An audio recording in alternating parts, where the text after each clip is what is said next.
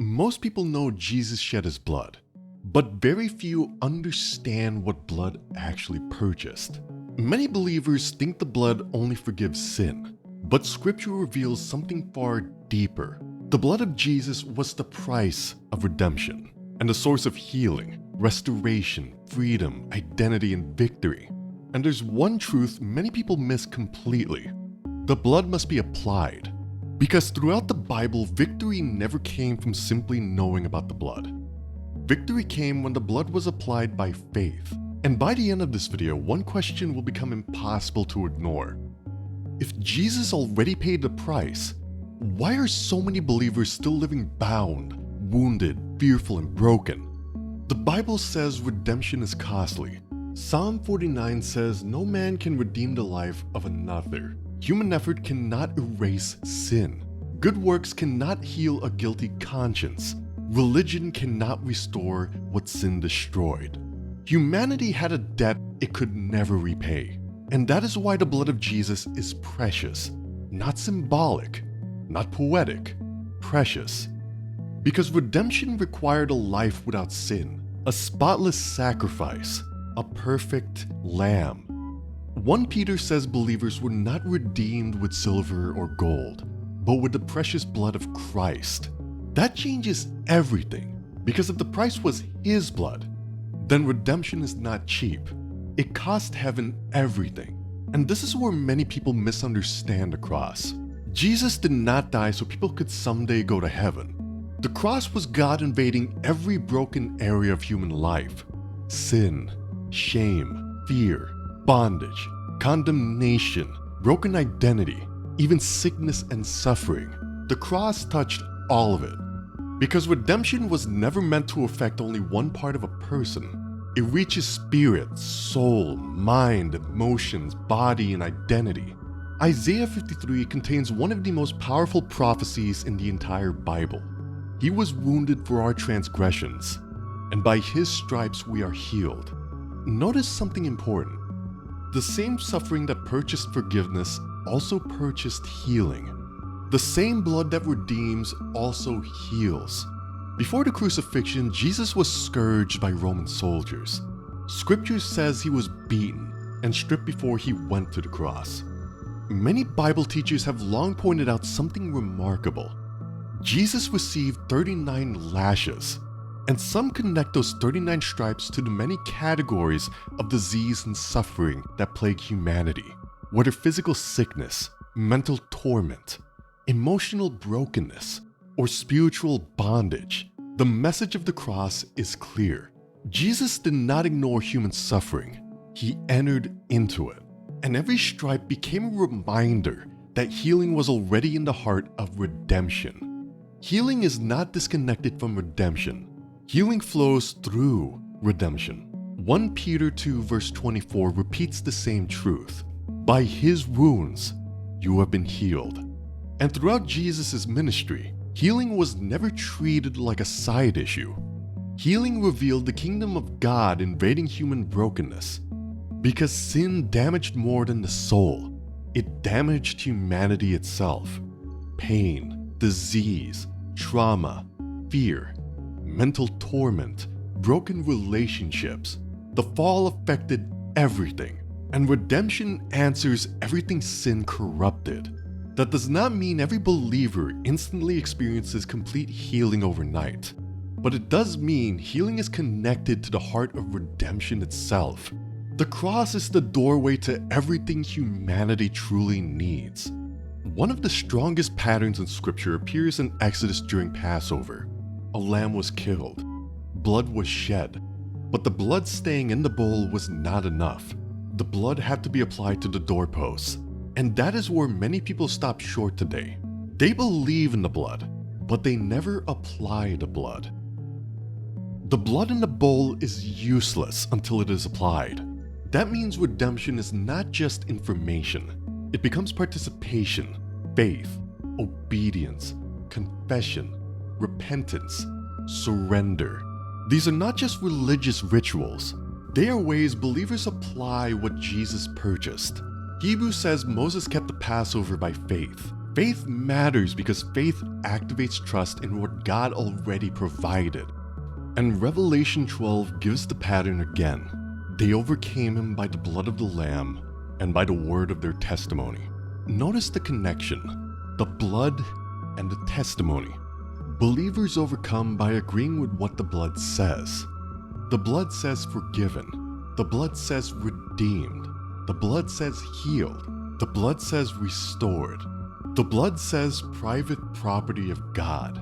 And what people continually confess often shapes the atmosphere they live in. Some people reinforce bondage every day with their words. I'll never change.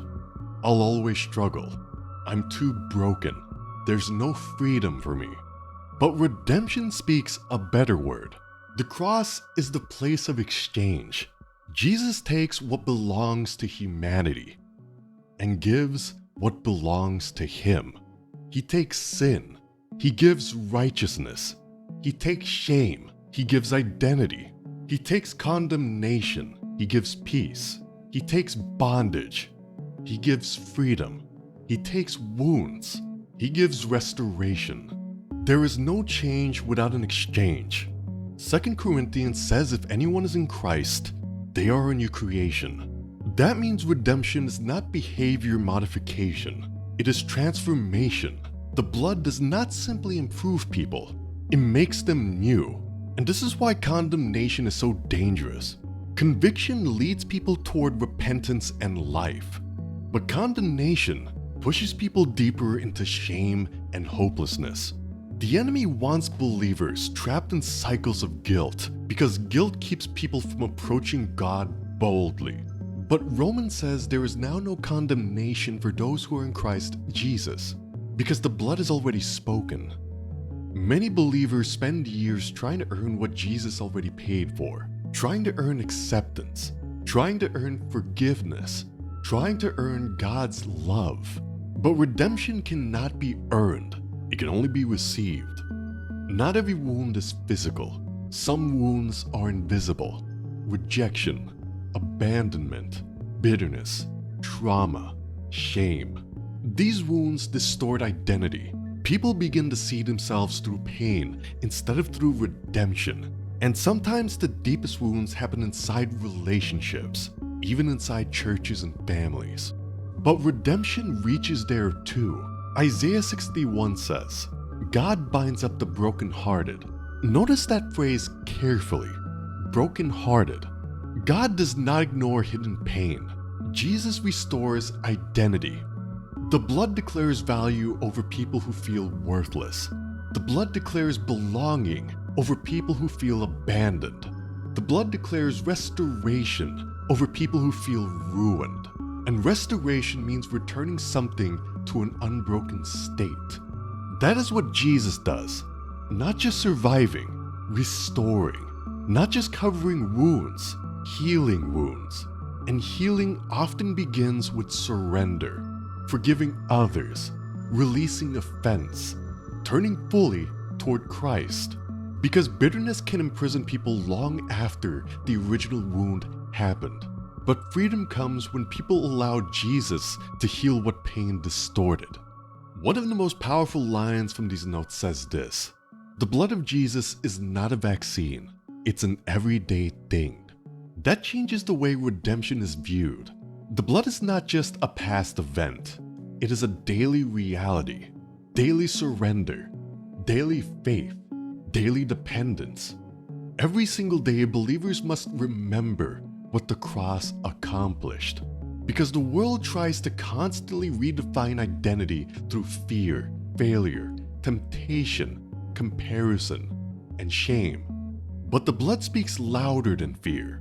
The blood reminds believers who they belong to. Redeemed people are marked by God, protected, purchased, restored. And when believers walk in truth, darkness loses authority. Jesus said the truth sets people free, not feelings, not opinions, truth. And many believers are only living beneath freedom because they do not fully understand what was purchased for them. Nothing changes until people realize how precious the blood of Jesus truly is.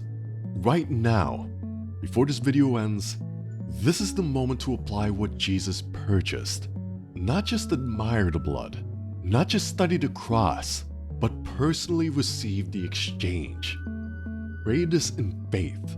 Jesus Christ, thank you for shedding your blood for me. Thank you for paying the price I could never pay myself. I surrender my sin, my shame, my fear, my wounds, my bitterness, and my brokenness to you. Wash me clean. Heal my heart where pain has lived for years. Renew my mind where fear, anxiety, condemnation, and heaviness have tried to take root. Bring healing to my body wherever sickness, weakness, or suffering exists. Restore what has been damaged inside me. Break every chain that does not belong in my life.